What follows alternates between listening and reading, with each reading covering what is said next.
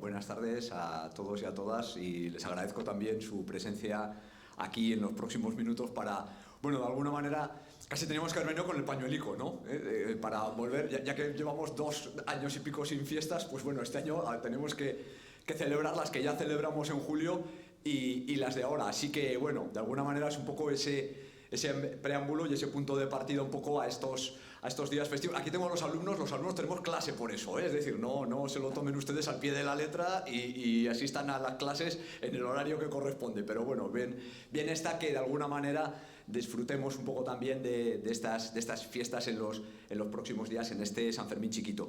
Quiero agradecerle a Mercedes su amable presentación y, claro, siempre me pones luego ahora el nivel muy alto. Ahora lo de la chispa y esto hay que demostrarlo. Esto está muy bien que se diga, ¿verdad? Pero si ahora de aquí ya pasamos a los aplausos, genial. Yo encantado. Pero evidentemente ahora hay que trabajárselo y hay que ganárselo. Así que bueno, sí que es cierto que cada vez que regreso a impartir una conferencia aquí en el museo, pues me siento como en casa y por lo tanto el jugar en casa, aunque a veces a mi equipo no siempre se le da bien, pero bueno, en este sentido de alguna manera es una ventaja y hace sentirse muy cómodo. Así que, bueno, mi agradecimiento por supuesto también al museo, tanto a Mercedes como a Carmenchu por su amable invitación para poder compartir con ustedes, como digo, los próximos minutos, que esperemos que sean minutos y no horas, o en fin, ya saben ustedes que yo suelo ser a veces un poco denso en el tiempo, pero procuraré ajustarme a la hora aproximadamente de intervención para que luego en todo caso además puedan ustedes hacer las preguntas que consideren oportunas. Bueno, efectivamente este es un tema interesante, es un poco complicado porque claro, voy a hablar de lo que no se hizo. Claro, hablar de lo que se hizo es más sencillo, pero hablar de lo que no se hizo, caramba, pues cuando yo me ilusioné mucho con el tema, pero luego cuando me puse a prepararlo dije, pues la cosa no era tan sencilla.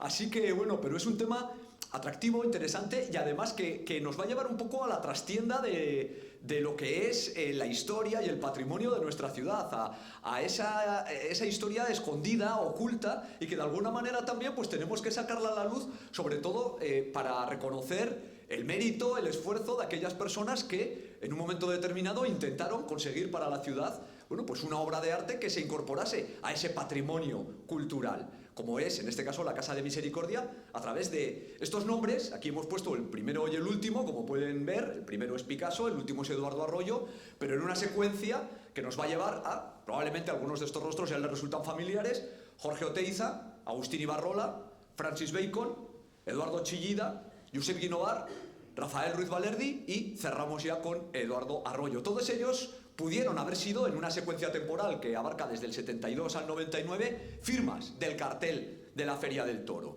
Y por lo tanto estamos en una sesión, ¿verdad?, en una reunión, en un encuentro que nos va a llevar un poco en un viaje en el tiempo, un viaje corto, hace un par de meses, efectivamente, porque como bien ha señalado Mercedes, esta conferencia es algo muy concreto. Si ustedes tuvieron oportunidad de visitar la exposición que se celebró a unos pocos metros de aquí durante los meses de junio a agosto en el Palacio del Condestable, la sesión de hoy es la vitrina 3, para entendernos, ¿eh? Es lo que conformaba una de las vitrinas de ese discurso expositivo que desarrollamos en el Palacio del Condestable con motivo precisamente de ese centenario de la construcción de la Plaza de Toros. Como saben todos ustedes, lógicamente la Casa de Misericordia está muy vinculada a lo que es esa actividad taurina, ¿no? La Casa de Misericordia, cuando se acercan las fiestas de San Fermín, por un lado contrata toros, por otro lado contrata toreros, por otro lado contrata la televisión y por otro lado contrata el cartel, que es quizás lo que menos conocemos, al menos en lo que vamos a ver en esta ocasión. Bueno, pues en este sentido, en el Palacio del Condestable, como aquí ven, y de ese 16 de junio a ese 20 de agosto, pues ahora hace un mes, ¿verdad? ¿Cómo ha pasado el tiempo? Si parece ya un año. La verdad es que, pues hace un mes ahora que se clausuró la exposición, en la que, tuve la oportunidad, agradeciendo además a la Casa de Misericordia esa confianza para volver a comisariar, al igual que en el año 2006, en aquella ocasión, en el edificio de Conde Rodezno, junto con Iñaki Urrizelki, que en esta ocasión, pues por circunstancias personales, no pudo sumarse a la iniciativa, pero con también la colaboración, en este caso, de Beatriz Itoiz, a quien, todo agradecimiento es siempre poco, porque, como siempre digo, fue ese empeño y ese entusiasmo de Beatriz también el que hizo que en aquellos momentos complicados, pues la actividad pudiese salir adelante. Bien, si recuerdan, esta exposición Y aquí tenemos una imagen de la sala. Recordarán que eran dos salas. La primera sala, cuando se accedía, eran más esos carteles un poquito anteriores, con esos grandes carteles murales de finales del 19, comienzos del 20. Y esta era la segunda sala donde ya teníamos ese recorrido. Era una exposición, como bien saben, mural, es decir, fundamentalmente nos movíamos en los muros y en la secuencia de carteles, con aquellas pequeñas microexposiciones, pequeños homenajes pues a figuras como José Antonio Eslava, como Ignacio Cía, el grupo de las mujeres pintoras que han llevado a cabo también cartel de la Feria del Toro, pero desarrollábamos ese discurso diacrónico en esa secuencia de carteles. Pero aquí en la parte derecha, como pueden comprobar, tenemos lo que denominamos la vitrina 3. Es esa vitrina 3, aquí la tenemos vista de frente, donde tenemos algunos materiales que son los que nos servirán también para desarrollar esta exposición en los próximos minutos. Esta vitrina llevaba un título. Ese título de también ellos pudieron firmar el cartel. Y hace referencia precisamente a lo que aquí vamos a señalar, a aquellos nombres de artistas, ya los hemos indicado antes en esa secuencia, desde Picasso hasta Arroyo, que pudieron haber sido firmas de cartel, con los que se contactó desde la Casa de Misericordia. Lo primero que ya nos llama la atención es decir, hombre, la verdad es que son nombres de gran prestigio, tanto a nivel nacional como a nivel internacional. Es un poco la primera reflexión a tener en cuenta. Es decir, es ese afán por parte de la Casa de Misericordia de, bueno, pues dentro del panorama artístico, contactar con los grandes nombres. Algo que en este caso no se conseguirá, pero que en otros casos, como bien saben ustedes, sí que se obtendrá al final un cartel de nombres, y los pudimos ver en la exposición también, como por poner dos ejemplos quizás inmediatos, Eduardo Úrculo o sobre todo Fernando Botero, ¿verdad? Los carteles del 96 y del 98. En este caso, los contactos que se establecieron con este grupo de artistas no prosperaron. Pero miren, en este sentido sí que me gustaría hacer una apreciación ya inicial y que de alguna manera es la que da sentido a esta conferencia. Esa expresión de también ellos pudieron firmar el cartel o las fallidas firmas parece que le da un tono como negativo, ¿verdad? Como peyorativo. Las fallidas firmas, vaya, no lo consiguieron. Todo lo contrario. Esta conferencia, esta intervención no pretende ser ni mucho menos la crónica de un fracaso, en absoluto. Lo que pretende, como ya les decía, es ese reconocimiento, ese homenaje a esa labor oscura, silenciosa, callada y no siempre recompensada, como ocurrió en esta ocasión, de aquellos hombres que en la Casa de Misericordia formaban primero la comisión taurina y luego ya dentro de la comisión taurina una comisión más específica que se encargaba de estos temas, que era la comisión del cartel. Nombres que nos van a salir y que a todos ustedes les resultarán familiares. Por supuesto, Ignacio Cía, que fuera director durante años, décadas de la Casa de Misericordia, pintor también desde su taller en la calle Iturrama, ¿verdad? Hasta nombres como Fernando Nagore o Fernando Redón, dos de los arquitectos y dos de las referencias a nivel de arquitectura, pero a nivel también, pudiéramos decir, cultural, sobre todo en el caso de Fernando Redón en Pamplona, o otros nombres que también podemos unir a esta relación, como puede ser un Pedro Manterola, Fernando Pérez Hoyo, etcétera. Es esa labor que en unos casos prosperó y fructificó en obra de artistas que firmaron el cartel. Tengan en cuenta ustedes que lo que nosotros vemos, ¿verdad?, en San Fermines es el cartel, pero el origen del cartel es una obra de arte.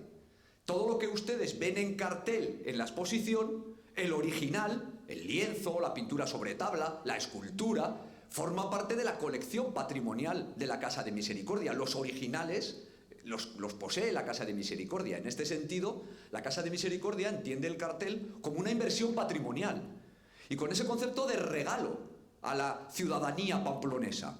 Forma parte del patrimonio cultural de nuestra ciudad.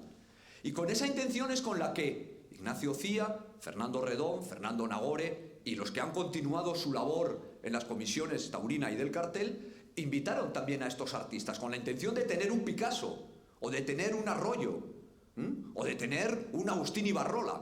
Esa es la intencionalidad. Por lo tanto, no es una crónica de un fracaso, todo lo contrario, es ese carácter de homenaje, ese carácter de reconocimiento y de agradecimiento por ese esfuerzo que en ocasiones ha prosperado y en otras no tuvo esa posibilidad. Aquí les pongo esta secuencia que es la que nos va a llevar a recorrer, pues, bueno, pues esta apasionante aventura, y en ocasiones con recovecos de la historia del no cartel, pudiéramos decir. y que tiene estos jalones, ¿verdad? Estos hitos cronológicos. 1972 Picasso, 1974 Jorge Oteiza, Agustín Ibarrola, 1975 Francis Bacon, 1981 Eduardo, y también en paralelo con su hermano Gonzalo, aunque fundamentalmente las entrevistas fueron con Eduardo Chillida. 1984 también, primero se intenta con el pintor catalán Josep Guinovar. Al fracasar las negociaciones se intentó con el guipuzcoano donostiarra Rafael Ruiz Valerdi, y finalmente en 1999 Eduardo Arroyo. Veremos que en cada momento la elección de estos artistas tiene un sentido, tiene un significado y tiene un porqué, en cierta manera. Bueno, pues esto es un poco el recorrido rápido, evidentemente, porque como digo, podríamos haber dedicado un monográfico y una sesión a cada uno de ellos. Esto no es ninguna sugerencia, Mercedes, pero bueno, siempre puede estar ahí. Cada uno de estos autores daría por sí mismo para una conferencia. Aquí vamos a tener esa visión global, esa visión de conjunto, y por supuesto luego cualquier duda que les quede, pues podemos atenderla.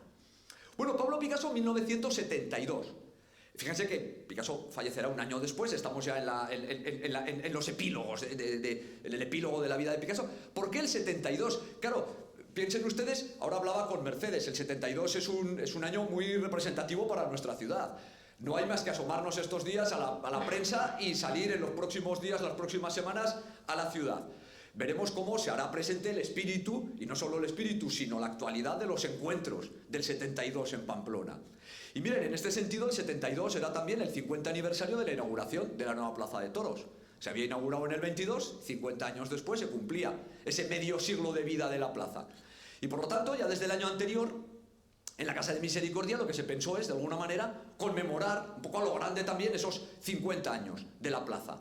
Y una manera de conmemorar era precisamente, bueno, pues contactar con un artista de campanillas, de renombre, de prestigio internacional, que firmase el cartel. Como digo, tiraron por elevación.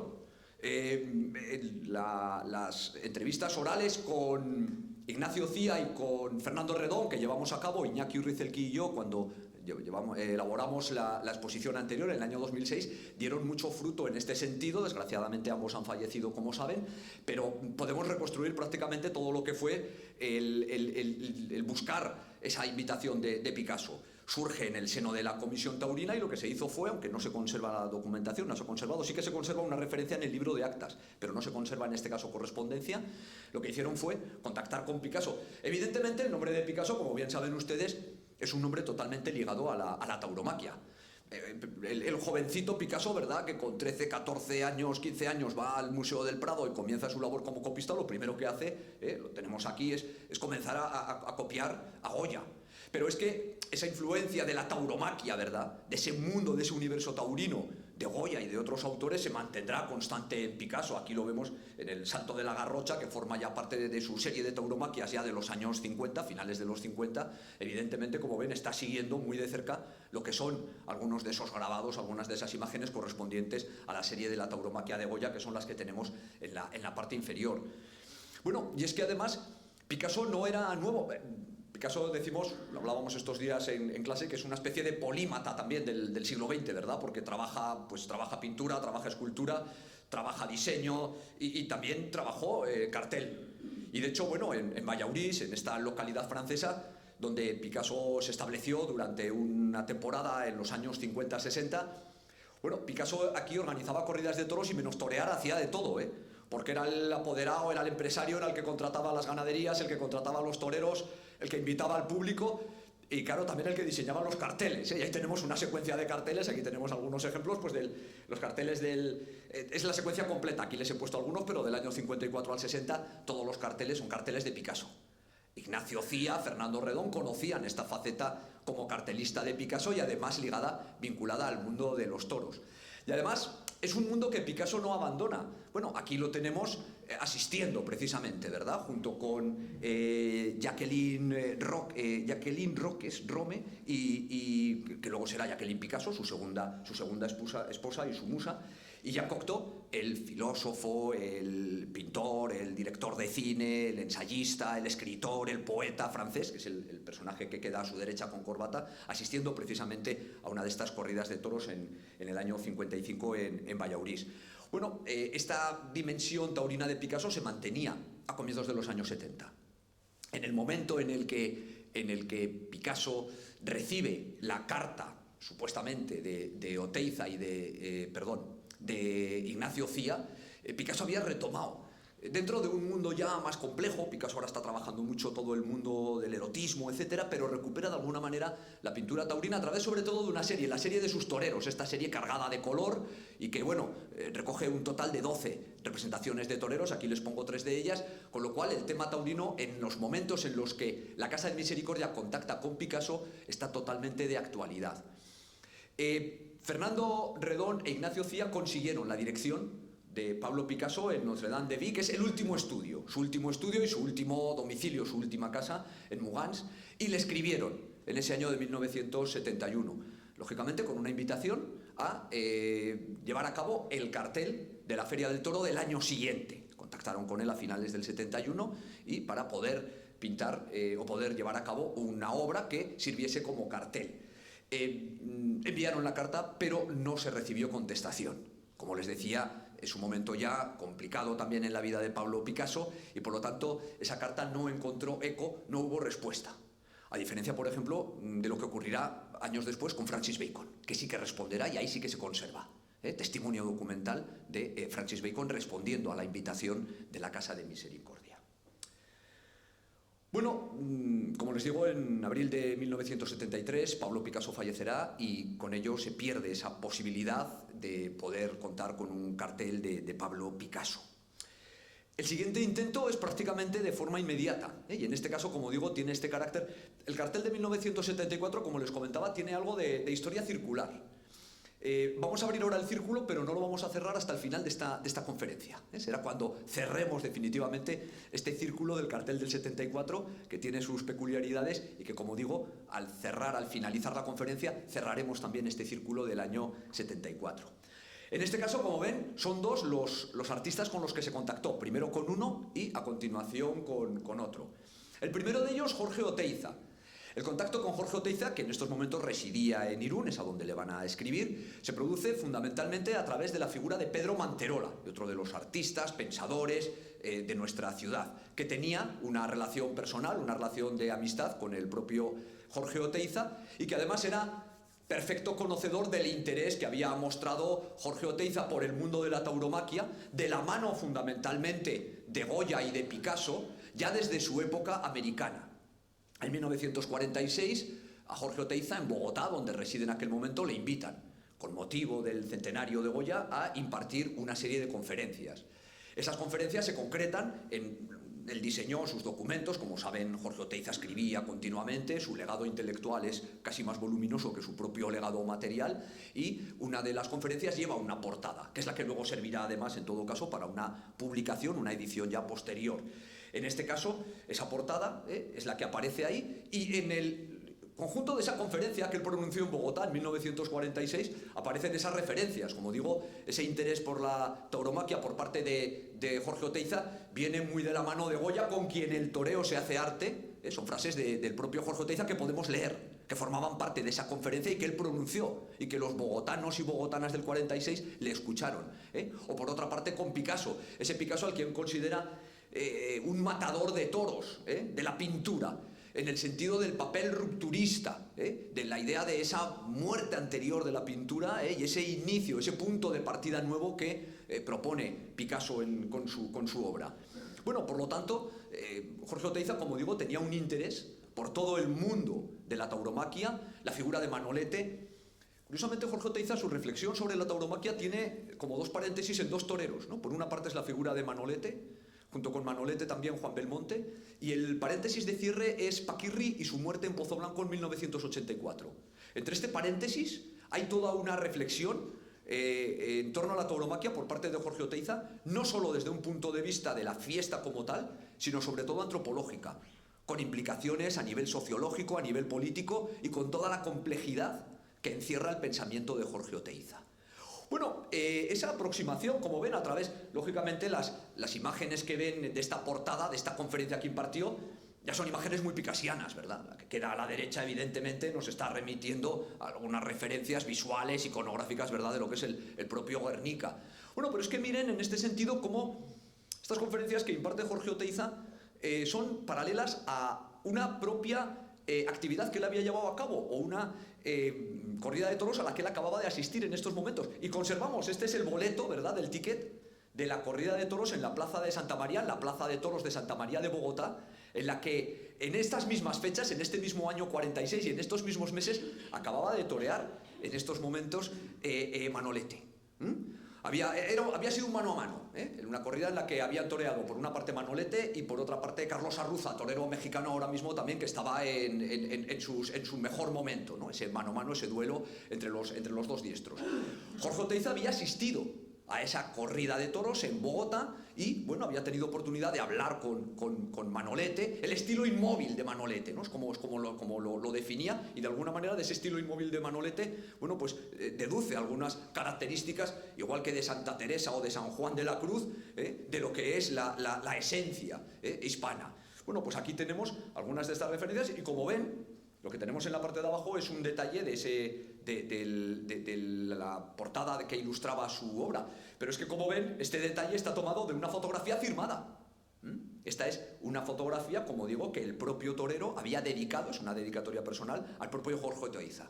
Es decir, vean un poco esas relaciones entre torero y entre artista en el ámbito americano, en este caso. Todo esto discurre en América. Cuando Jorge Oteiza regresa en 1948 a España, se establece Bilbao, Madrid, Irún en estos momentos, va a seguir desarrollando, como digo, esa reflexión en torno al toro, en torno al Minotauro, una reflexión a la que, como les digo, no son ajenos pensadores, no son ajenos toreros, no son ajenos artistas, y no son ajenas tampoco las propias fiestas de San Fermín y su universal encierro, que también es un ingrediente que introduce en su reflexión.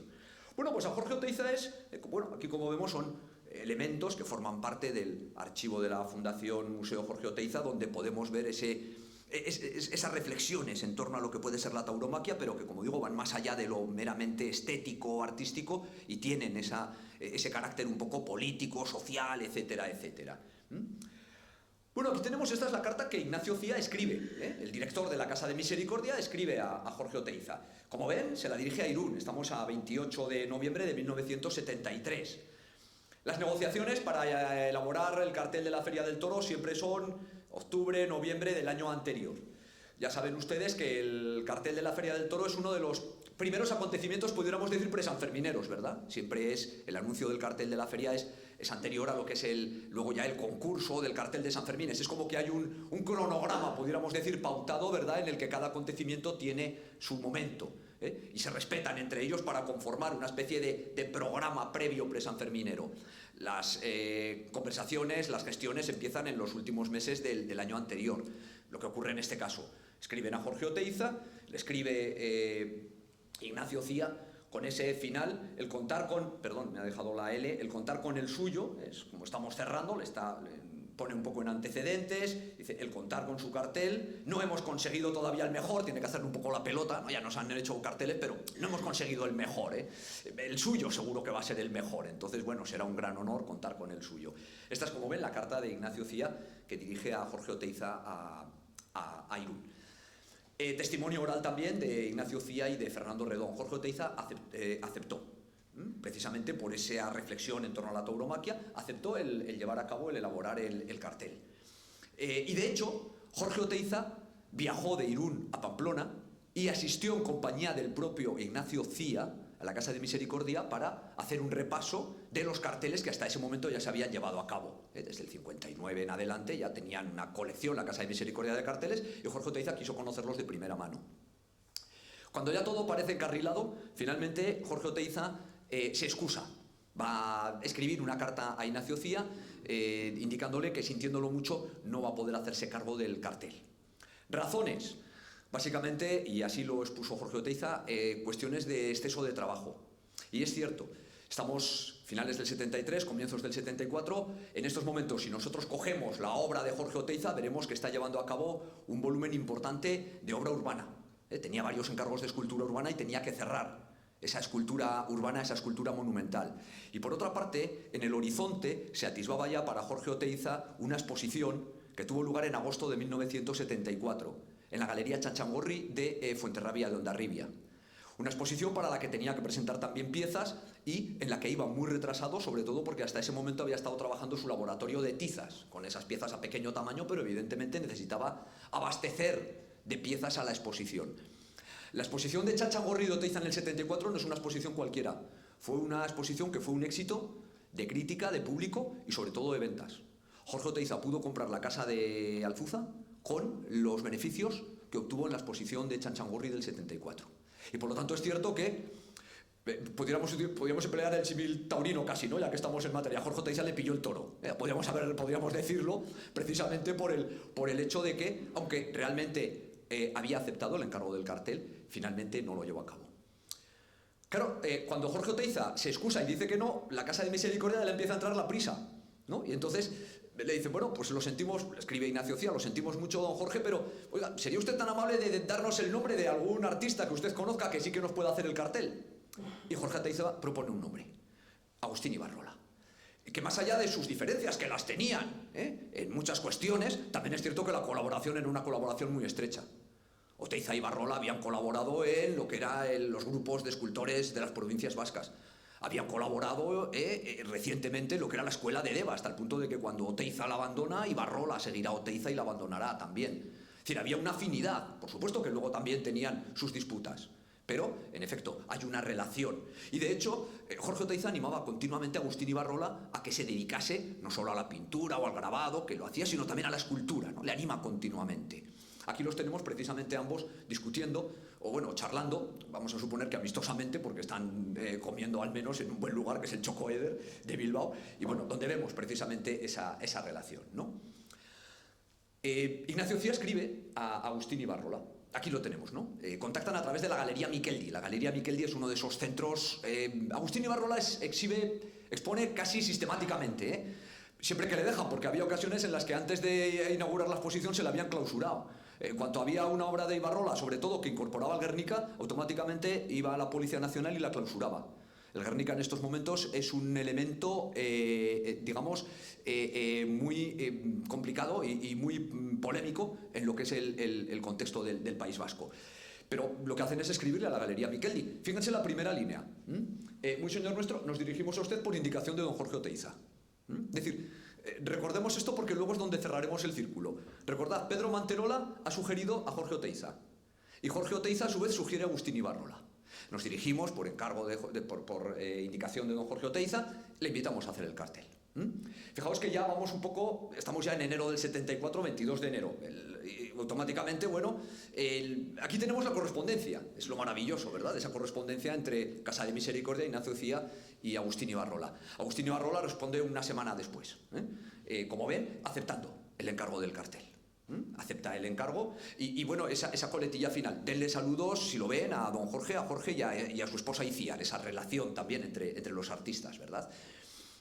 Agustín Ibarrola acepta, bueno, primero porque el cartel forma parte de su propia estética. Él ha trabajado cartel e incluso la pintura de Agustín Ibarrola es una pintura muy mural, ¿no? Es una pintura que los críticos del propio Ibarrola la definen muchas veces como esa especie de golpe o de puñetazo en la pared. Era una pintura muy reivindicativa, ahora lo veremos, pero sobre todo era una pintura con una fuerza, una iconicidad más propia casi de espacios murales o de cartel que de caballete.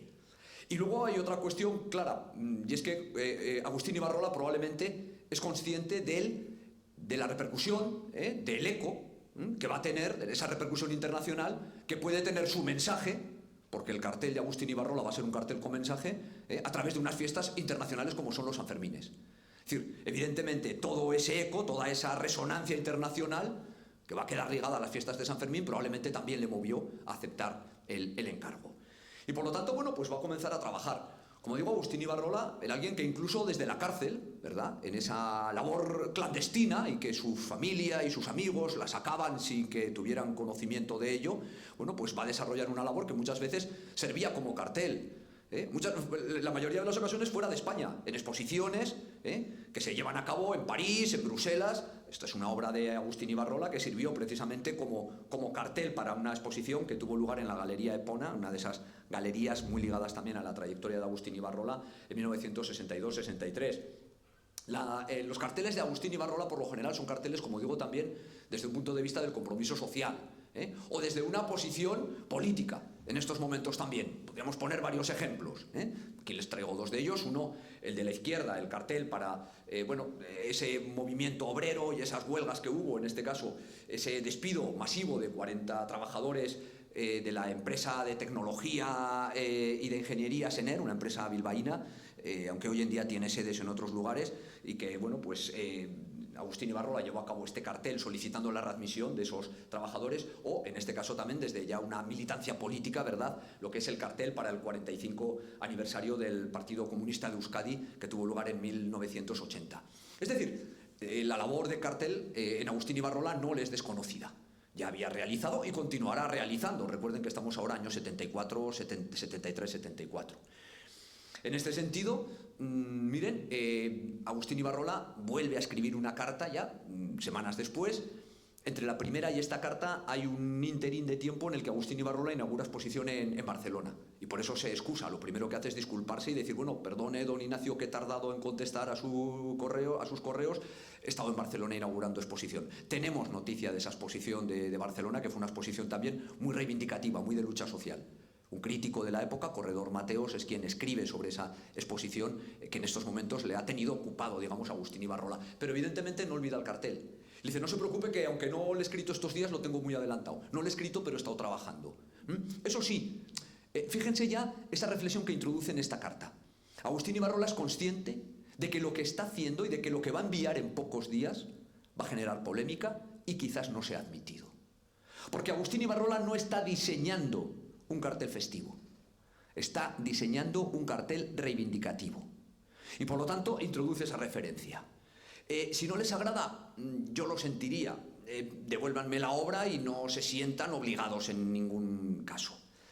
Y miren, ya no me importa tanto si lo aceptan o no, claro que quiero que lo acepten, pero con independencia de ello forma parte de mi proceso creador. Esto es clave y esto da a entender que este es este eslabón perdido de la obra de la producción de Agustín Ibarrola, que actualmente se exhibe en Bellas Artes de Bilbao. Si alguno de ustedes ha podido visitar, sabe que ahora mismo se expone el Guernica de Agustín Ibarrola. El Guernica es el resultado final, ahora lo vamos a ver, un gran mural de 1977, pero es una reflexión en torno al Guernica picasiano que Agustín Ibarrola lleva desarrollando desde años atrás. Y este cartel y esta reflexión en forma de cartel forma parte y se inscribe en este proceso creador. De ahí esa frase que dice, independientemente, claro que quiero que se acepte, pero soy consciente de que es un cartel que puede generar polémica y puede que no me lo acepten. No es algo en vano, forma parte de ese proceso creador en el que estoy inmerso. Este es el cartel, este es el boceto que envió Agustín Ibarrola. El boceto que se recibió en la Casa de Misericordia. El boceto que la Casa de Misericordia y la comisión del cartel valoró desde un punto de vista artístico de manera positiva. Imagínense lo que sería contar ahora con esta obra en el patrimonio cultural y artístico de la ciudad. Desde un punto de vista de una valoración estética y artística, no hubo ninguna duda de que era una gran obra, una obra además impactante, una obra de una fuerza absoluta. Pero aquí es donde tenemos que poner el contexto. Es decir, este es un cartel que, como les digo, bueno, pues era más reivindicativo que festivo y el propio Agustín Ibarrola era consciente de ello. Lo que tenemos aquí, lo que les estoy mostrando, es una fotografía. Porque evidentemente la Casa de Misericordia, al no aceptar el cartel, se lo devolvió a Agustín Ibarrola. Lo que Agustín Ibarrola envió es un boceto. Ese boceto lo devolvieron. En contacto con Agustín Ibarrola, evidentemente, es el único superviviente de esta exposición, ¿verdad? De estos nombres que aquí estamos viendo. Pero él está ya muy mayor y no tiene un recuerdo de este acontecimiento. Con quien he contactado y con quien he hablado por este tema es con su hijo José Ibarrola, que también es artista, que también lo conocemos, y por supuesto muy amable. Ella ha hablado con su padre nos recuerda este episodio, y José Ibarrola en todo el archivo familiar tampoco encuentra el boceto. Como digo, es ese eslabón perdido y que de alguna manera tenemos constancia y noticia de él a través de esta fotografía que, bueno, de manera, digamos, prudente y precavida, al menos no se quedaron con el boceto, pero le hicieron una foto, ¿no?, en la Casa de Misericordia. Gracias a eso podemos al menos tener una referencia visual. Bueno, como ven, es un cartel que tiene como dos elementos, ¿no? Por una parte, lo que es la cabeza del toro del Guernica, que, bueno, de alguna manera lo que hacía era vincular, ¿verdad?, el cartel al fin último que lo originaba, que era la Feria del Toro. Bueno, ya tenemos toro, ¿no? O sea, es decir, claro, es ese toro picasiano. Como digo, ya la presencia de un elemento del Guernica en estos momentos era un elemento polémico y era un elemento sumamente complicado en el discurso y en el contexto político de la época. Como os decía antes, la propia presencia de motivos picasianos en la obra de Agustín Ibarrola, y aparecen continuamente en su pintura o en su grabado, era motivo muchas veces de cierre y de clausura de exposición incluso antes de haberse inaugurado, porque evidentemente es algo que se interpreta en clave política. Para Agustín Ibarrola, las alusiones y las referencias al Guernica son referencias directas y denuncias directas de la falta de libertades y de la represión, de la dictadura en estos momentos. Contextualicemos, 1973, años finales de la dictadura, y donde evidentemente esa represión todavía se ha acentuado más si cabe. Y por lo tanto, bueno, lógicamente ya la sola presencia del elemento picasiano en el cartel ya era de por sí un motivo de polémica. Aquí tenemos algunos ejemplos, como digo, de los años 60-70. Es esa reflexión, es ese proceso creador al que aludía Agustín Ibarrola en su carta a Ignacio Cía, y que culminará en última instancia en lo que es el Guernica. Este es el Guernica de Agustín Ibarrola. Este Guernica que, como les decía, se puede contemplar porque lo adquirió el año pasado el Museo de Bellas Artes de Bilbao en Arco, en la exposición Arco, una galería madrileña que es quien lo había sacado a la luz, y que hoy en día, bueno, aquí tenemos los dos, el Guernica de Ibarrola y el Guernica de Picasso. El Guernica de Ibarrola ya se exhibió en Bellas Artes de Bilbao, en la Sala Gris. Aquí lo tenemos, 1977-1979. Quiero agradecer estas fotografías a Mercedes Jover, que me las facilitó. Estuvo el otro día en la exposición de Bilbao. Y esta es una fotografía del Guernica de Ibarrola actualmente, en la exposición. Es una exposición que iba a estar hasta abril, pero lógicamente ha tenido mucha repercusión y se ha ampliado en el plazo de la exposición en el Bellas Artes de Bilbao. Fíjense en estos detalles, ¿verdad? Lógicamente son esos detalles que nos hablan, en este caso, de esos personajes. Fíjense, nosotros lo que vamos a ver en nuestro cartel son personajes de puño en alto, son personajes de lucha obrera, estos son personajes indefensos, son personajes de manos arriba. Es casi una especie de pelotón de fusilamiento.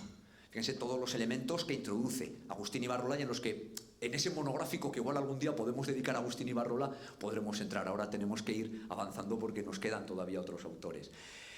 Agustín Ibarrola, en la parte inferior del cartel, lo que tiene es lucha obrera. Es esa masa colectiva, anónima, pero que se mueve, que se moviliza. Claro, alguno pudiera pensar, hombre, quizás Agustín Ibarrola lo que quiso manifestar aquí es las peñas sanfermineras, ¿verdad?, que van del Holgorio a la plaza de toros, o los mozos entonando el cántico a San Fermín en los minutos antes del encierro. No cuela. En la dialéctica, en el lenguaje, en el mensaje de Agustín Ibarrola en estos momentos, y con toda la tradición de la obra de Ibarrola, esto es una lucha obrera, esto es una manifestación obrera, esto es una huelga obrera. Y voy a ese concepto de huelga, 1974. Poned en contexto, sobre todo los que ya tenemos una cierta edad. Y yo lo recuerdo en primera persona. Era un crío, tenía 5 o 6 añitos, pero mi padre era trabajador en Eaton Ibérica.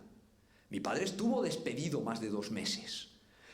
Recordad ese tsunami de huelgas. Pamplona en estos momentos es la tercera capital más conflictiva a nivel laboral, a nivel obrero de toda España. Empezamos con Potasas, ¿verdad? Pero luego vienen Superser, etcétera, etcétera. Eaton Ibérica, hoy en día Dana, lo que está en el polígono Landaven, al lado de SEAT, de Volkswagen, estuvo. Y yo recuerdo que ese año en Navidades nos llegó una cesta anónima de Navidad porque no había para comer en casa. Es decir, ese es el contexto en el que hay que situar. Esto es una manifestación, esto es una lucha obrera. Y contextualicemos todavía todo más si queréis. Estamos en marzo del 74. La escala de violencia en estos momentos también de la banda terrorista ETA ha subido. No hay más que pensar que en diciembre del 73 ETA ha asesinado al presidente del gobierno, a Carrero Blanco, en Madrid.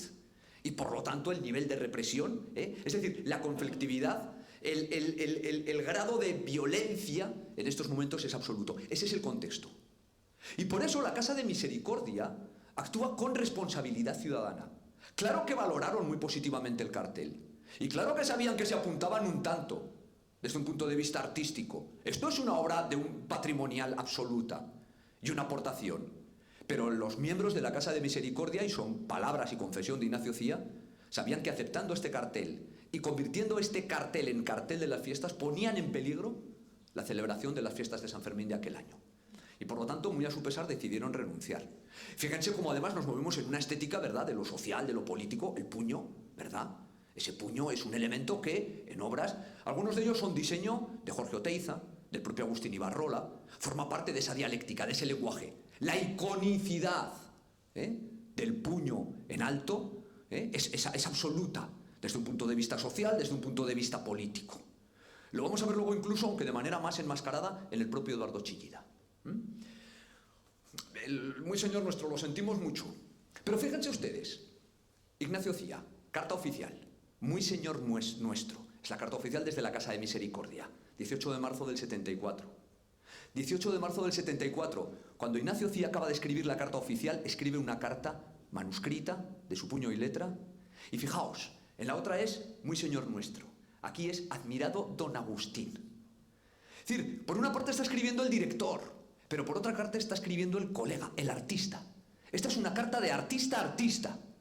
Admirado don Agustín. No sabe cómo lo siento. Lo valoramos. Es más, yo si hubiese podido lo hubiese comprado. Pero usted me entenderá. Imagínese que la Casa de Misericordia de Bilbao, ¿verdad?, publique este cartel. Es el testimonio sincero de un artista a otro artista. De ese, como decíamos, muy señor nuestro, a ese admirado don Agustín. El mismo día acaba de escribir una y le escribe otra. Este es Ignacio Cía. Y es descubrir esta personalidad y esta sensibilidad del director de la Casa de Misericordia. Bueno, Francis Bacon. A Francis Bacon de lo que se trataba, y voy abreviando, era de, perdónenme por la expresión un poco vulgar o cotidiana, de hacerle la envolvente o la 13-14. En la Casa de Misericordia, a través del arquitecto municipal Estanislao de la Cuadra Salcedo, sabían que Francis Bacon había manifestado ya en alguna ocasión su deseo de conocer los Sanfermines. Con lo cual, en la Casa de Misericordia, viendo un poco todo el jaleo que se ha montado con Agustín Ibarrola y con Oteiza, dicen, oye, vamos a trabajarnos un poco antes el tema. ¿Qué hacemos? Mira, Francis Bacon, igual que hemos invitado a otros escritores, a otros pintores, a otros literatos, vamos a invitarle. Pero vamos primero a preparar el terreno. Primero le invitamos a Sanfermines. Un año con todos los gastos pagados, el avión, el hotel, lo llevamos a los toros, somos los que organizamos las fiestas. Y ya cuando lo tenemos aquí contento, pues le decimos, oiga, no le importará hacernos el cartel del año siguiente. Pero hombre, ya por lo menos lo hemos llevado a nuestro terreno, ¿no? Esa era un poco la maniobra, la envolvente. No es casual, Francis Bacon, no podemos entrar ahora porque sería otra clase de arte, ¿verdad? Pero tiene una iconografía también en relación, en general, con el mundo animal. Y luego veremos un poco la importancia de Sudáfrica y de África como continente, donde el toro está presente en distintas obras. En este caso, en este retrato de una colega suya, es una pintora también, Isabel Raston, es a partir de una fotografía. Como sabéis, Francis Bacon trabaja mucho a partir de recortes de fotografía, etcétera, etcétera, ¿no? En este caso, esta especie de fotografía es del año 64, la fotografía en el Soho, y aquí, bueno, pues es el cartel del 60, o la pintura del 67 con esta presencia de ese toro al fondo. El toro, en general, el animal, es más, incluso el ser humano en Francis Bacon, como sabéis, es algo muy instintivo, muy primigenio, ¿no? Muchas veces incluso el propio ser humano en la obra de Francis Bacon casi es más instintivo, casi más de instintos primarios, ¿verdad? que de un raciocinio, de algo intelectual. Es esa especie de, si queréis, de animalización del ser humano. Bueno, aquí lo tenemos en este estudio para tauromaquia, luego lo volveremos a ver, porque de una de estas obras sí que será finalmente cartel, pero no en Pamplona, en Nimes. Nos comieron la tostada en ese sentido. Y fijaos, esta es la última obra de Francis Bacon. Fallece de una pulmonía, además en España, de visita en España en el 92. Bueno, pues en el 91, esta es una especie casi de testamento, ¿no? Incluso hay quien dice que es un poco una especie de metáfora del propio Francis Bacon que ya contempla cercana a su muerte. Y es esa especie de aparición, ¿verdad?, de lo animal, de lo primigenio, a través de la figura del toro también en su obra. Bueno, pues ahí está Ignacio Cía de nuevo escribiendo. Hemos conseguido a la Galería Miqueldi, a Irún, bueno, pues ahora a la Melbourne de Londres. Bueno, pues vamos a escribirle. Ya ahí con el traductor de Google de inglés, y bueno, pues ahí ya lleva a cabo su carta, donde, bueno, pues le escribe, y donde, pues eso, se presenta, le dice, le indica, somos quienes organizamos además las corridas por la calle, que usted habrá visto, las corridas de toros, los encierros. Pues mira, le invitamos, véngase a pasar unos días y a conocer los Sanfermines, que no se va a arrepentir, ya verá qué bien. Y esa era la idea. Le invitamos, y cuando está aquí ya, pues de alguna manera le predisponemos, ¿no?, para pedirle si por favor nos puede hacer un cartel. Bueno, la carta se envía ese 30 de marzo del 74. Claro, aquí no es para el cartel del 74. El cartel del 74 ya tiene sus complicaciones ahora mismo, si se fijan, con Oteiza y con Ibarrola. Por eso digo que ya viendo un poco todo el lío que se estaba montando, dicen, oye, para el año que viene vamos a ir avanzando también, ¿no? Y en este sentido, bueno, pues esta es la carta, la envían. Y supongo que sería lo mismo que con Picasso, ese nervio, esa emoción de ir todos los días al buzón a ver si nos llega carta. Y llega carta. Es decir, tenemos una carta y además manuscrita. No es que Francis Bacon le diga a la secretaria de la galería, oiga, cópieme usted y dígales que no. El propio Francis Bacon escribe.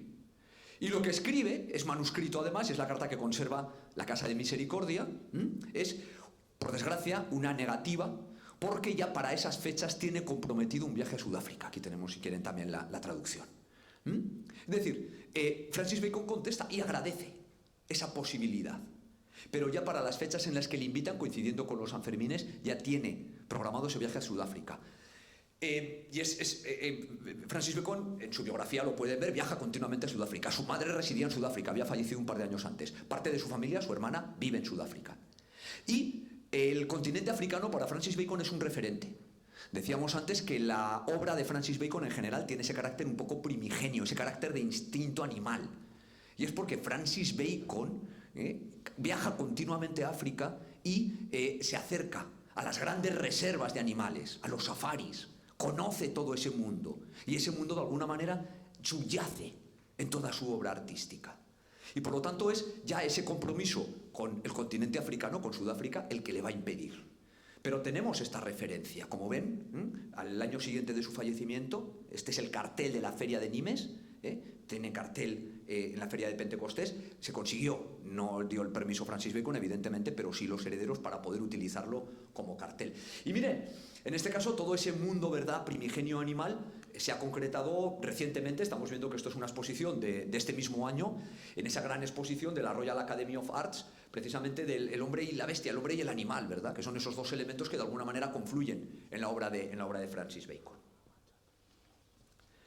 Eduardo Chillida. Eduardo Chillida no tiene tanta tradición desde un punto de vista del cartel de la tauromaquia. No encontramos en Eduardo Chillida una temática de tauromaquia, como si la tenemos en Jorge Oteiza o tenemos una reflexión. Sin embargo, Eduardo Chillida, como saben, es un artista que ha trabajado muchísimo el cartel. Y Eduardo Chillida tenía una gran relación de amistad con Fernando Redón. De hecho, el interlocutor en este caso es Fernando Redón.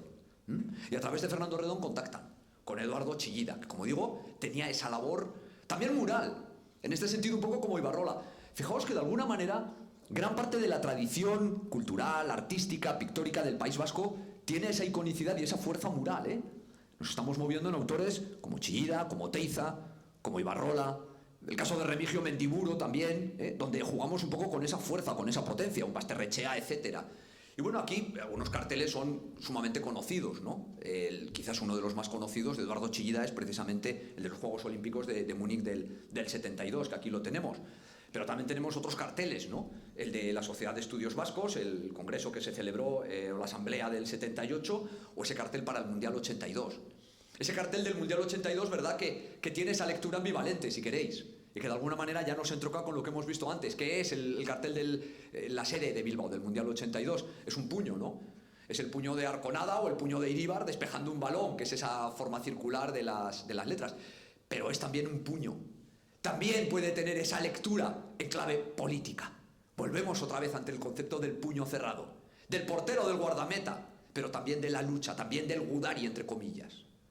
Y por lo tanto, bueno, podemos tener esa lectura. Miren, además el tema del puño en Agustín Ibarrola es relativamente frecuente, Lo vemos en otra serie de obras, ya sean grabados, dibujos o incluso escultura. Es decir, esa presencia del puño en el fondo, al fin y al cabo, impregna todo lo que pueden ser algunos de estos conceptos. Fijaos además que Agustín Ibarrola trabaja Eduardo Chillida trabaja muchísimo también esta iconicidad, no solo desde un punto de vista del cartel, sino desde el punto de vista del logotipo.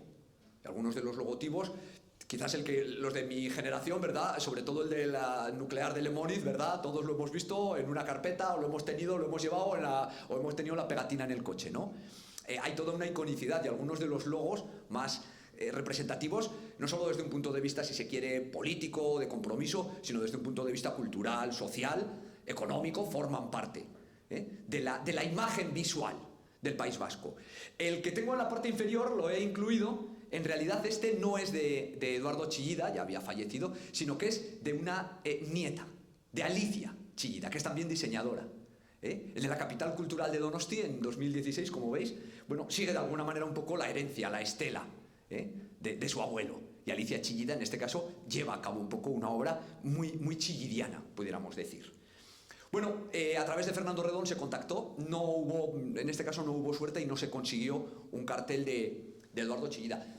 He comentado que Eduardo Chillida no tiene obra taurina. Quizás tengo que rectificar. Algo que todos conocen y que todos lo han visto y que de alguna manera se han sacado alguna foto. Seguro que todos tenemos alguna foto en el Peine del Viento. Pues mira qué curioso, porque el Peine del Viento, en esta perspectiva, no exactamente en esta, pero es la que más he encontrado un poco que se aparece o que se aproxima. El Peine del Viento ha sido cartel de la Feria Taurina de San Sebastián, de Donosti, en el año 2017. Es decir, Chillida no diseña un cartel, no tiene cartel, pero sin embargo una obra de Chillida, quizás la más conocida, la que todos conocemos y la icónica, la obra por excelencia, en una perspectiva y en una posición. No se está manipulando, se está cogiendo simplemente el ángulo en el que esa estructura, en el que ese hierro, ¿verdad?, se convierte en esa cornamenta. De tal forma que, bueno, pues el Peine del Viento ha sido cartel taurino. En el año 2017, en este caso para la Semana Grande de Donosti. Bueno, Josep Guinovar y Rafael Ruiz Valerdi, voy finalizando ya. Aquí también, digamos, tenemos este binomio. Y de alguna manera la causa por la cual ninguna de las dos opciones prosperó, salió adelante, es común. Ambos ahora mismo están trabajando en un lenguaje abstracto. Y fijaos, si habéis visto la exposición, estuvisteis en la exposición, veréis que en esa secuencia de carteles prácticamente tienen cabida todos los lenguajes. Comentaba en alguna de las visitas que he hecho, qué pena que no nos ha pillado en clase, ¿verdad?, en el curso, porque yo me vengo con los alumnos y en una tarde nos ventilamos la asignatura de arte contemporáneo español. El resto de los días a Faustino, en la uni, ya nos hemos liberado. Bueno, pues prácticamente tienen cabida todos los estilos menos la abstracción, aunque algunos están cercanos, Si recordáis, carteles como el de María Franco o el de Edith Hulch incluso se mueven un poquito en un nivel que evidentemente siempre hay un cierto anclaje figurativo, pero donde el color de alguna manera es el que domina y casi destruye las formas. O bueno, el propio logotipo, la pegatina que le llamaban, ¿verdad?, de América Sánchez, el circular, ¿no?, que es una especie casi de pictograma, pudiéramos decir. Bueno, en el caso de Josep Guinovar y Rafael Ruiz Valerdi, son dos artistas además de trayectorias paralelas. Josep Guinovar, catalán, Rafael Ruiz Valerdi donostiarra. Ambos comienzan en un estilo figurativo y sobre todo en el caso de Josep Guinovar lo que tiene es temática taurina. Es que todas estas obras son de Guinovar. Y de hecho, fijaos, Josep Guinovar fallece en 2007 y una de las exposiciones, digamos, un poco homenaje a su memoria es del año 2009, aquí la tenemos, y es precisamente una exposición muy ligada a todo lo taurino. Es una de sus grandes temáticas. En ocasiones con un cierto carácter irónico, etcétera, ese lenguaje, como veis, en ocasiones un poco de pintura de fantasía, de pintura metafísica. Había una cierta carga crítica, bajo esa especie de pintura ingenua, infantil, hay una cierta carga crítica al régimen. Es decir, ya tenía una tradición pictórica en clave taurina. Es más, incluso fijaos, el encargo para el 84, pero es que en el 83 Guinovar había tenido exposición aquí en Pamplona. Y en tiempo real, porque él venía con una serie de obras que ya eran anteriores, expone en la Ciudadela. Y en tiempo real en la Ciudadela pinta esto. Perdón. Ah, no, es que se me ve aquí algo, pero... sí, no sé, a qué le he dado a un... Vale, ahora. Sí, perfecto. Esto lo pintó en la Ciudadela.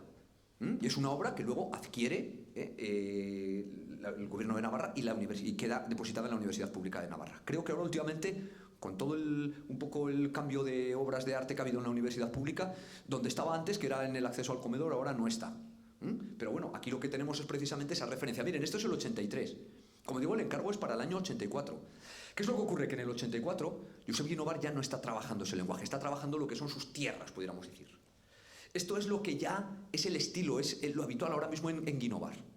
Cuando contactan con Guinovar, lo hacen sobre todo telefónicamente, de nuevo Ignacio Cía, dice que lo que está trabajando es esto, que si les interesa bien, pero que si no, no va a ser posible el poder hacer otro tipo de obra. Y por lo tanto, de alguna manera se desestima esta opción. Dicen, bueno, vamos a por otro nombre. ¿Cuál puede ser? Ruiz Valerdi. Pero mira, Ruiz Valerdi, el recuerdo que tenía Fernando Redón De Ruiz Valerdi, perdón, Josep Guinovar sí que tendrá cartel, fijaos ya de las últimas obras, porque hemos dicho fallece en 2007 para la corrida goyesca de Ronda. En este caso también sí que tenemos un cartel. Ruiz Valerdi, el recuerdo, como digo, de Ignacio Cía, de Fernando Redón, de Ruiz Valerdi en estos momentos era el de un pintor que ellos lo comparaban con Antonio López, de un estilo figurativo, realista, casi hiperrealista en algunas ocasiones, y ahí por ahí es por donde había venido trabajando Ruiz Valerdi. Y por eso contactan con él. Tenemos la carta de Ignacio Cía. Es curioso porque Ignacio Cía en ocasiones utilizaba el logotipo de la Casa de Misericordia para hacer una especie de tanque. Eso me lo ha comentado Beatriz Itoiz, que maneja mucho la documentación, y me dice, Ignacio Cía tiene muchas de estas cartas que las convierte en un tanquecito, ¿no? A partir del logo. Bueno, pues le escribe pues eso para decir, primero han hablado por teléfono, pues si nos puede hacer una obra. ¿Qué es lo que ocurre? Que en estos momentos Ruiz Valerdi también ha evolucionado.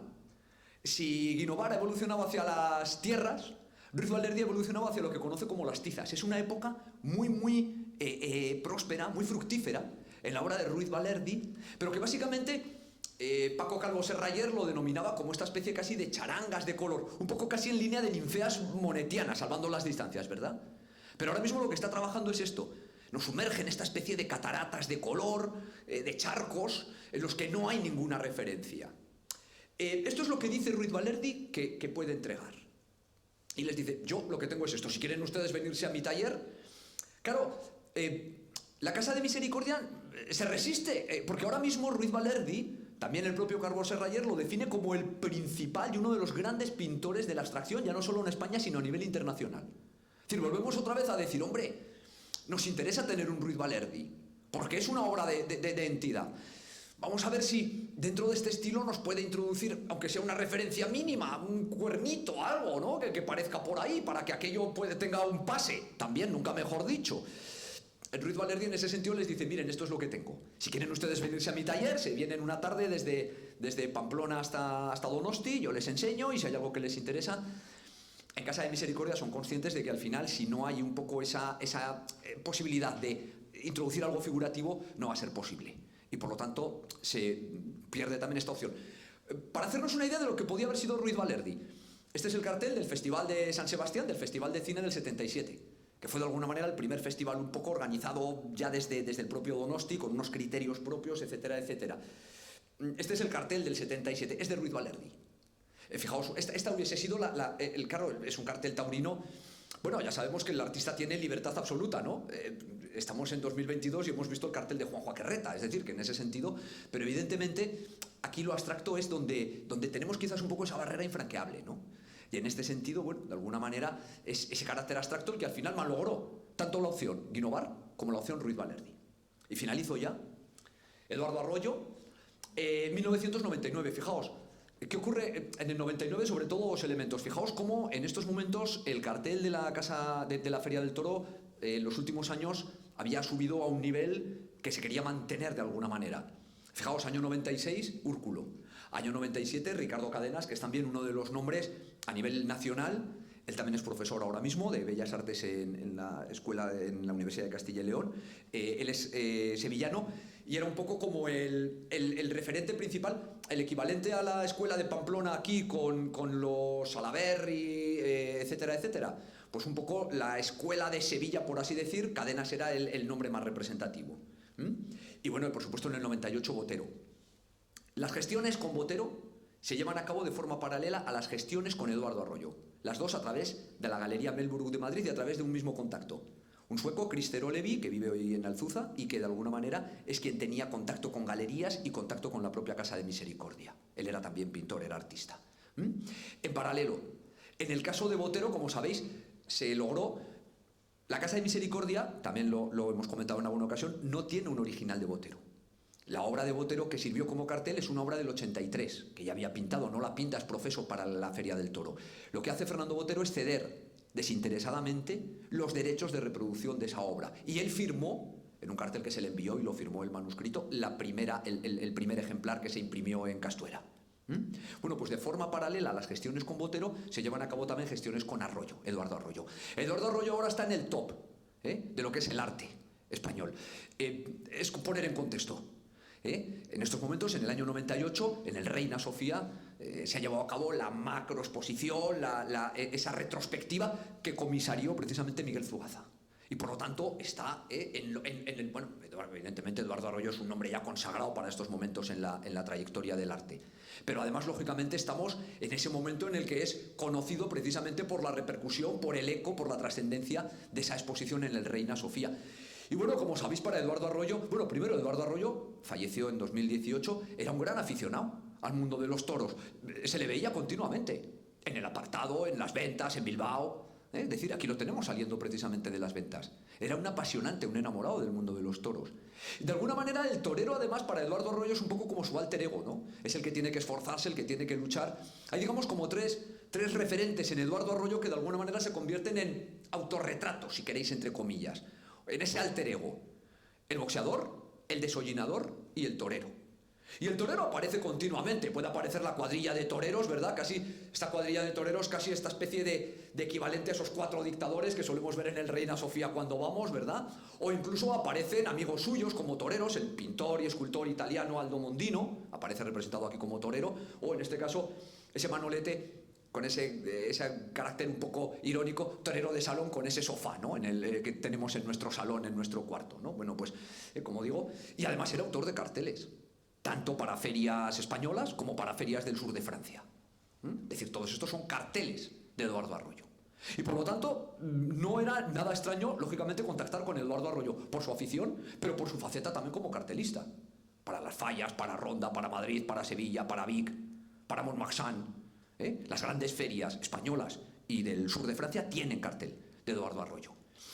Las negociaciones se establecen también a través de Fernando Redón, en este caso también el propio Fernando Pérez Hoyo, queda constancia de todo en las actas, pero finalmente tampoco no se consigue.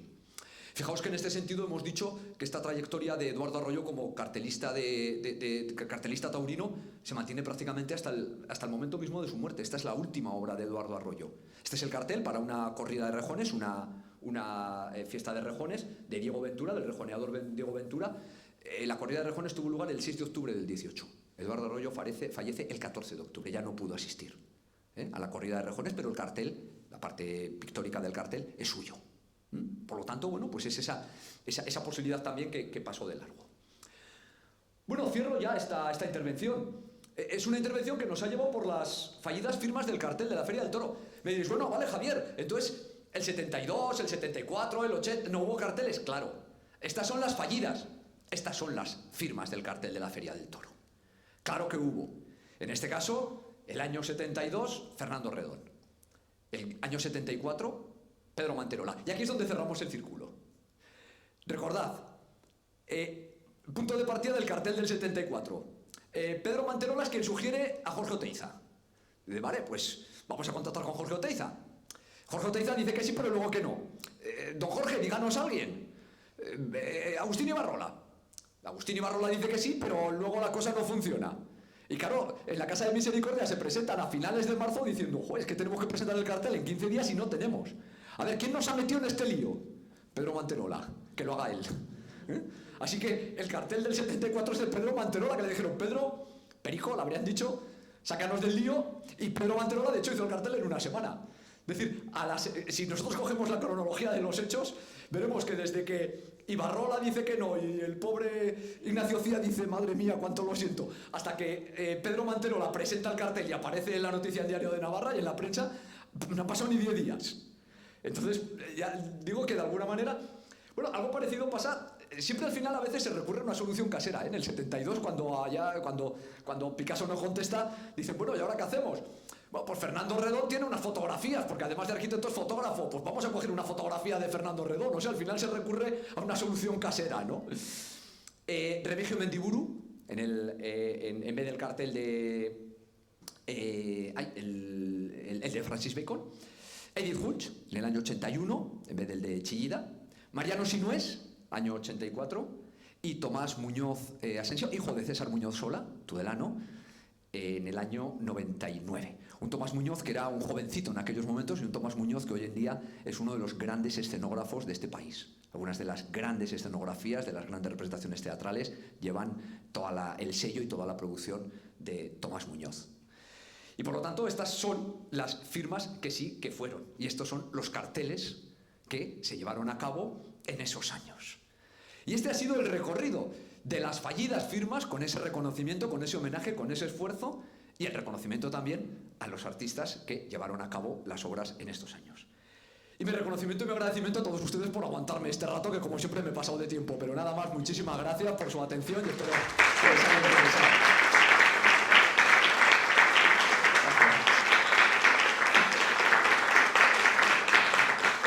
Pues muchas gracias por sus aplausos. Y les agradeceré también sus preguntas, si tienen, o bueno, preguntas, sugerencias, cuestiones que les haya, o vivencias personales, porque en el fondo lo bonito y lo apasionante de todo lo que yo les he contado es que es una historia que compartimos, ¿no? Es algo que viene de no se sabe dónde, es historia que forma parte de nuestras vidas y por lo tanto les agradeceré cualquier sugerencia, cualquier aportación para poder incluir y poder comentarlo aquí y ponerlo en común, ¿no? Sí. Hola. Perdón. Que tengo el micrófono. Vale, Tony, luego... ¡Qué barbaridad! Esto ha sido como un ejercicio de ventriloquía. ¿Me dejáis? Sí. Vale, Javier, bueno, yo soy Beatriz y vengo de Casa de Misericordia. Si no te había conocido, Beatriz, las Aquí gafas. Estamos. Vale, bueno, pero tú no me hagas preguntas difíciles, hombre. Entre colegas no nos vamos a pisar la manguera. No, fácil. Lo primero que quiero es agradecer públicamente, pues eso, al ponente el trabajo que ha hecho para Casa de Misericordia. En la exposición de este año, en otras anteriores, en el catálogo que nos ha dedicado con mucho cariño, mucho tiempo y mucha profesionalidad, la que él tiene siempre, pero sobre todo el cariño, porque somos una entidad chiquitica, casera, y es una gran suerte haber podido contar contigo. Dicho esto, te voy a hacer una pregunta un poco capciosa, ¿vale? Menos mal. Bueno, una doble pregunta capciosa. ¿Hacia dónde crees que va el mundo del cartel? ¿Vale? ¿Y qué recomendaciones nos harías cara a futuros años? Bueno, a mí no, a la Comisión Taurina, yo no decía nada. Bueno, ya está. Vale, gracias. Beatriz, tú y yo habíamos quedado el viernes a tomar un café, ¿no? Ya sabes quién lo va a pagar. Uno, no dos. Uno por pregunta. Pero bueno, muchas gracias. Bueno, Beatriz, hemos comentado antes... Lo he mencionado, colaboradora, hoy hablaba con los alumnos de los monográficos de Doña Concepción, colega también en los monográficos y, bueno, pues lógicamente compañera de fatigas, de estudios en los años de la universidad y aunque luego cada uno hemos seguido nuestro camino, afortunadamente la vida nos permite el reencuentro, ¿no? Y además siempre es muy agradable. Incluso con las preguntas. Bueno, ¿hacia dónde va el cartel? Creo que es algo que también, y un poco lo hemos hablado tú y yo, ¿verdad? Es algo que también de alguna manera aparecía un poco en la propia exposición, en el discurso expositivo de la exposición de Condestable. Y es que comenzábamos además haciendo una revalorización del cartel. Luego, si quieres, hablo del cartel taurino, pero el cartel en general realmente es digamos, un producto artístico, por así decirlo, una manifestación artística que evidentemente ha tenido una revalorización. El cartel, como bien sabéis, siempre nos remite, ¿verdad?, a Toulouse-Lautrec y era ese elemento un poco efímero, ¿verdad? El cartel es un elemento que de alguna manera tiene valor mientras el espectáculo que anuncia o el producto que vende pues tiene esa vigencia. Y por lo tanto estaba concebido para aparecer, durar y permanecer. Casi era una manifestación de arte efímero, pudiéramos decir. Hoy en día esto ha cambiado. Y por eso precisamente en la exposición hacíamos esa primera reflexión en la que algunos de los grandes museos, decíamos, pues puede ser el MoMA de Nueva York, o el Museo Nacional de Arte Contemporáneo de Barcelona, o sobre todo el Reina Sofía, quizás que es el ejemplo más representativo, ha incorporado el cartel como formando parte de su discurso expositivo en las reordenaciones de su colección. Y por lo tanto estamos hablando ya de un elemento con una fuerza y con una potencia, porque el cartel no solo tiene una lectura desde un punto de vista estético, artístico, sino también tiene una lectura en clave antropológica. Y por lo tanto, evidentemente, el cartel tiene esa fuerza y ese valor. Así que, bueno, el cartel, lógicamente, es un elemento que sí que es cierto que estamos en una época, en un momento de un bombardeo de imágenes donde prácticamente hoy en día todos somos fotógrafos, cartelistas, artistas y todos sacamos miles de imágenes. Sin embargo, y aquí entro ya directamente en lo que es el cartel taurino, es curioso porque el cartel taurino, pese a que estamos en la era de internet sigue estando muy ligado a lo que es la fiesta taurina. Y de hecho, uno de los grandes acontecimientos en las grandes ferias es saber quién va a llevar a cabo, qué va a ser la firma de ese cartel, incluyendo la nuestra. Es decir, el cartel sigue teniendo ese valor. Sí que es cierto que el cartel, lógicamente, se está abriendo a otras realidades. Y en ese sentido, por ejemplo, un cartel que quizás tuvo su...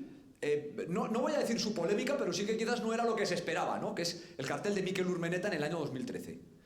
Claro, de la misma manera que cuando a César Oroz en 2006 le encargan un cartel, pues la Casa de Misericordia lo que piensa que va a hacer César Oroz es lo que hizo, es decir, una viñeta del punto final del Diario de Navarra, ¿no? Cuando Casa de Misericordia encarga el cartel a Mikel Urmeneta, supongo que lo que esperaban era un cucusumusu, para entendernos, ¿no? Y sin embargo, Mikel Urmeneta lo que hace es proponer una reflexión en torno hacia dónde tiene que derivar el cartel. Mikel Urmeneta, como sabéis, el cartel de 2013 es un ready-made. Decíamos además el discurso en la exposición, el cartel de Mikel Urmeneta es del año 2013, es un ready-made, es el herraje de una mesa plegable de camping, de la que tenemos cuando vamos de excursión, justo un siglo después del primer ready-made, que es la rueda de bicicleta de Marcel Duchamp, que es el año en 1913. ¿Casualidad? Pues no se sabe. Con Mikel Urmeneta nunca se sabe, ¿no? Y además nunca te va a decir la verdad. Con lo cual, esa es un poco la reflexión hacia dónde va el cartel. Es decir, evidentemente sigue habiendo pintores de cartel taurino, un poco, digamos, que se ajustan a lo más tradicional. Y ahí está el caso, por ejemplo, también de autores como Diego Ramos, que fue un cartel también magnífico, el del pintor de Cali.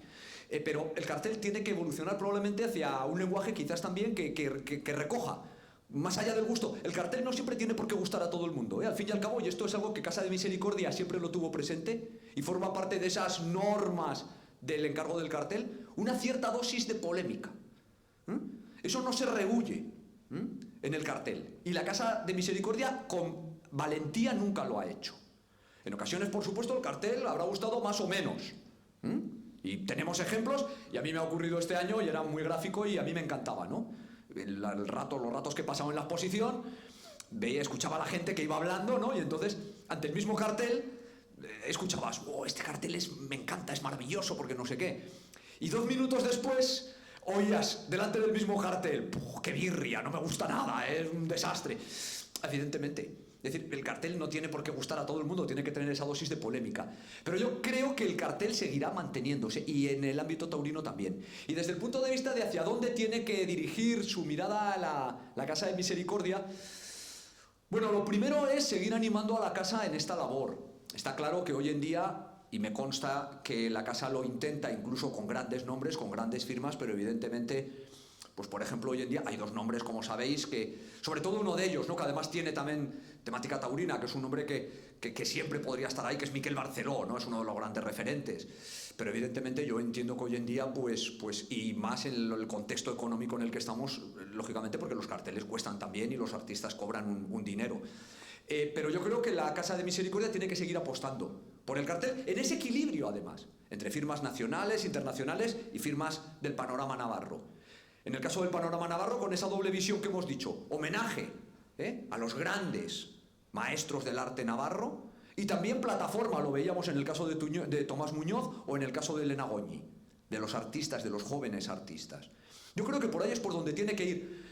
En todo caso, y también era una sugerencia, evidentemente hoy en día en el panorama de las artes plásticas y ligado a la temática taurina hay una nómina de mujeres, no solo artistas, pintoras, sino también diseñadoras, que tienen mucho que decir. Y creo que en algún momento quizás también esa realidad habrá que tenerla en cuenta. Pero en este sentido, desde luego, primero animar a la Casa de Misericordia y agradecer ese esfuerzo, que lo sigue haciendo todos los años. Insisto, es una inversión patrimonial. Claro que anuncia unas fiestas, pero además lo que hace también es recoger. Este año hemos hecho, ¿verdad?, la exposición solo con los carteles, precisamente porque queríamos revalorizar el cartel como elemento expositivo. En el año 2006, como recordaréis, lo que hicimos fue cartel original. Claro, también es cierto que la secuencia cronológica era menor, era del 59 a 2006. Ahora, claro, ya hemos tenido que ir hasta el 22. No nos caben originales y cartel. Hubiésemos tenido que alquilar todo el Condestable y parte de Ciudadela para poder exponer. Pero por lo tanto vuelve a ser una inversión, animar y quizás esa idea sin miedo además a, digamos, romper un poco márgenes y buscar otras posibilidades que pueden ir desde el punto de vista del diseño, fotografía por supuesto, escultura, donde tenemos en escultura, claro, escultura tenemos básicamente a Faustino Izcorbe, el cartel del año 2002. También probablemente será un terreno en el que también se podrá... Bueno, fijaos que aquí ya hubo ese intento pues con un Chillida, con un Oteiza, que se mueven en el terreno de la escultura. Por lo tanto, bueno, pues yo creo que es básicamente esto. Bueno, si tienen alguna duda que me consulten, pero vamos, sin que sea algo vinculante, ¿eh? Gracias, Beatriz. Nada, yo iba a preguntar también dos preguntas. La primera, que igual me podéis responder los dos. Lo primero, no sé si después de contactar con esta gente, pues con Picasso igual no porque ya estaba muy mayor, pero con el resto, por ejemplo, con Francis Bacon, no sé si se intentó más veces y un poco hasta conseguirlo, ¿no? Porque da la sensación de que a la primera de cambio desistían. Y luego la segunda pregunta... Perdón, es que han sido fiestas de Cizur, y ya lo sabes, y ha sido... Bueno, también han sido, yo ves que tengo bien la voz, ¿eh? En este sentido no te sirve. Ya no te he visto... Andoni, esa excusa no me sirve, pero bueno, no te he visto por arriba. Te concedo el beneficio de la duda.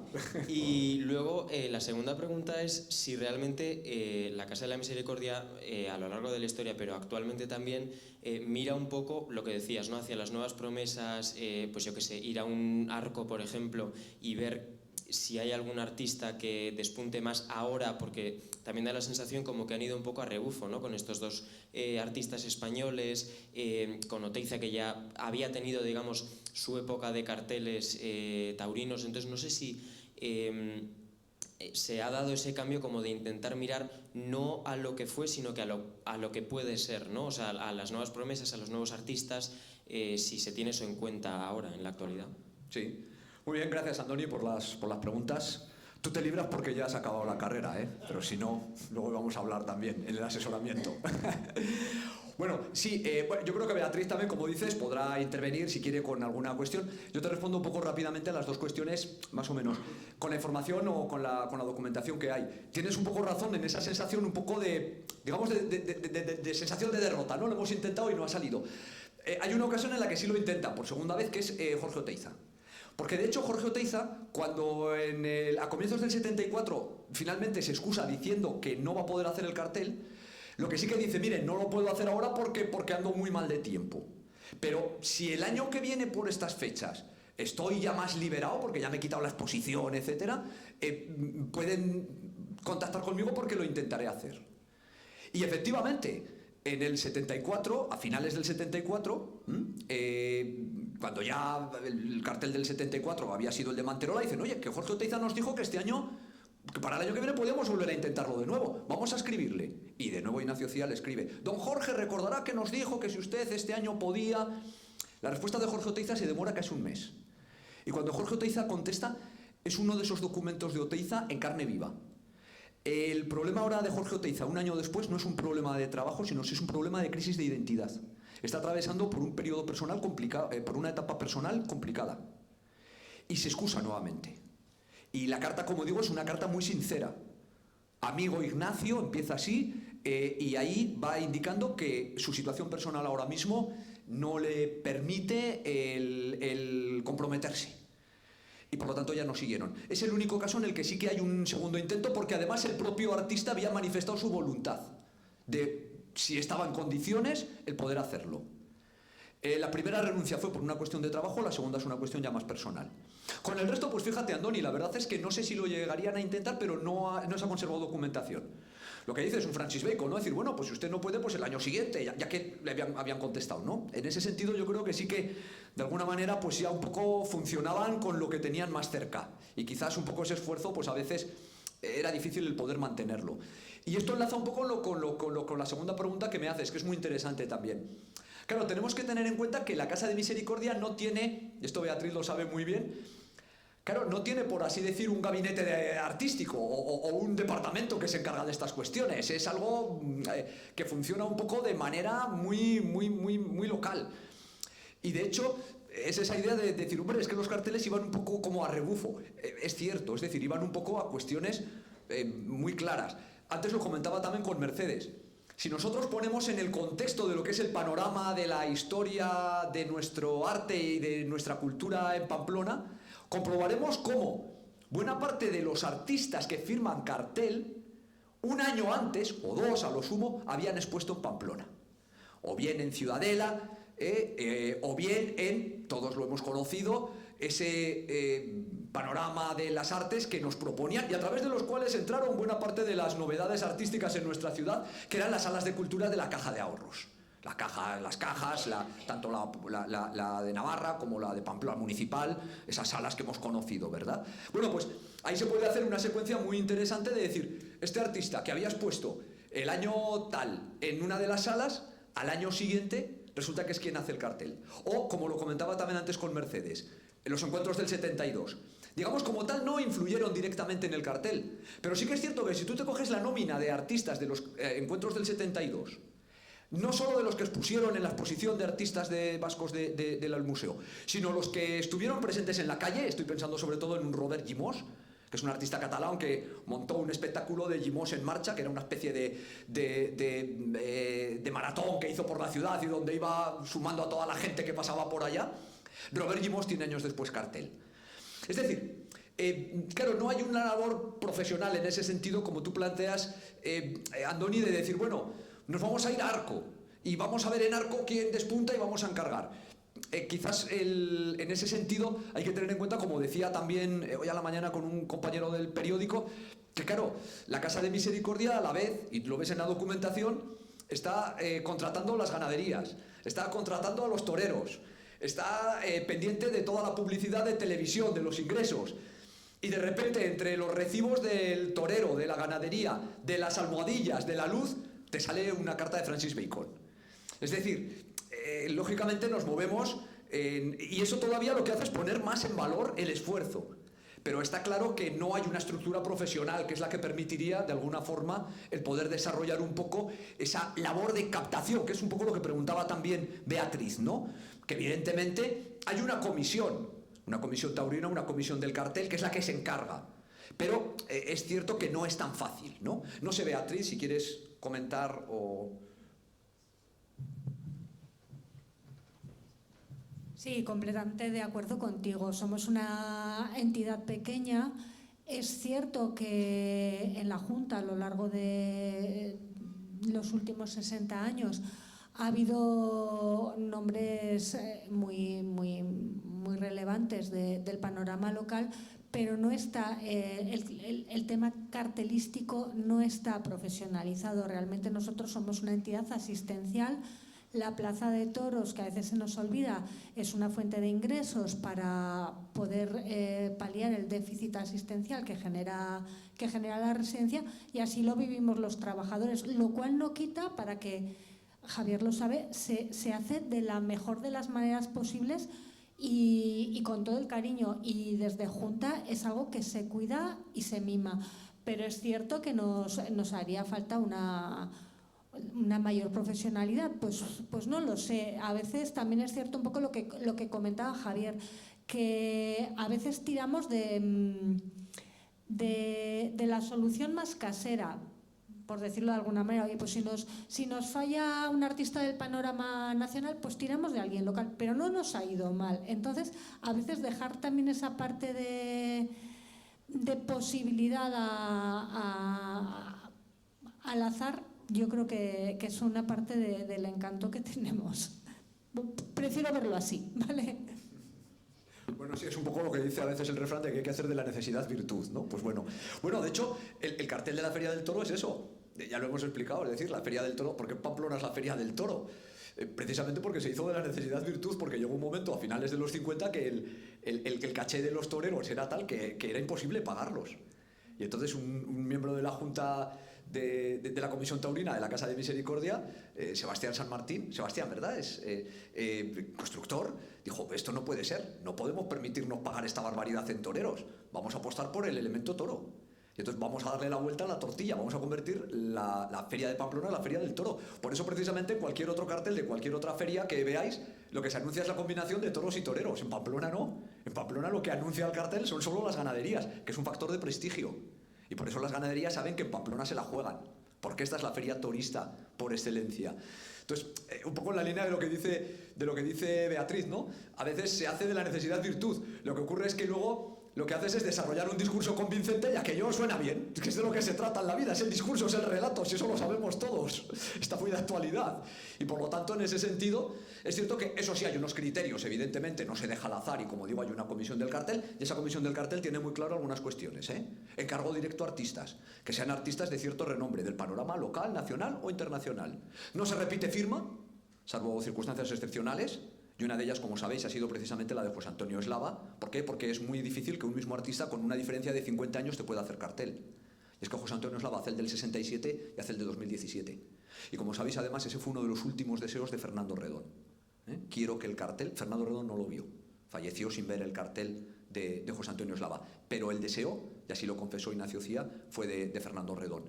Entonces, y luego esa dosis de polémica. Cartel a tono con los tiempos, moderno, etcétera, etcétera. Es decir, que al final sí que es cierto lo que dice Beatriz, siempre hay un porcentaje de azar o de esto igual no sale como queremos, que forma parte al final también del encargo, pero hay unas normas y hay unas directrices y hemos hablado de Fernando Redón, Fernando Nagore, Ignacio Cía, hoy en día está Marco, está José María Andrés, es decir, hay gente que sigue evidentemente esa trayectoria, esa estela y que evidentemente apuesta con los desvelos de... Yo no sé si para ser director de la Casa de Misericordia hay que apellidarse Cía, ¿no? Porque ahora es Jesús Cía, con los desvelos de Jesús Cía, que el hombre bastante tiene con lo que tiene como para estar también pendiente de los temas del cartel y me consta que lo hace con sumo gusto, ¿no?